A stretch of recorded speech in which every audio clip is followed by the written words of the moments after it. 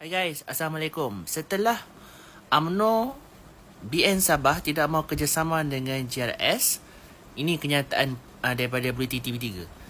JRS kekal kerjasama dengan PH walau ditolak BN. Okey, dia tetap mahu kerjasama dengan PH meskipun UMNO dan Barisan Nasional Sabah memutuskan tidak kerjasama dengan parti itu. Saya tahu Dato' Sri Hajiji ni tengah dia macam dalam keadaan terdesak lah, nak cari parti komponen untuk bergabung untuk bertanding pada pilihan raya negeri. Dan nak dekat dah ni, aku rasa dah nak dekat dah. Tapi rakyat Sabah tetap tolak parti UMNO dan juga parti JRS dan juga parti PH.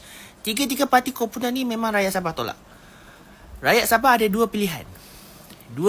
Ingat, dua pilihan. Sama ada mau undi sama Warisan atau Perikatan Nasional. Dua saja. Jangan fokus pada parti-parti ini. Parti-parti ini memang dah ditolak oleh rakyat. Tetapi keputusan ada di tangan rakyat Sabah untuk menentukan. Cuma, saya mahu memberi satu peringatan kepada rakyat Sabah. Saya tahu rakyat Sabah akan membuat keputusan yang bijak. Cuma, berhati-hatilah apabila tawar-menawar, apabila ketika berkempen, dia ada bagi gula-gula. Ibarat bagi janji-janji manis. Bila menang, tengok apa yang berlaku. So, kepada rakyat Sabah, hati-hati apabila ada sesi tawar-menawar bila pilihan raya negeri berlangsung. Saya percaya rakyat Sabah ni bijak.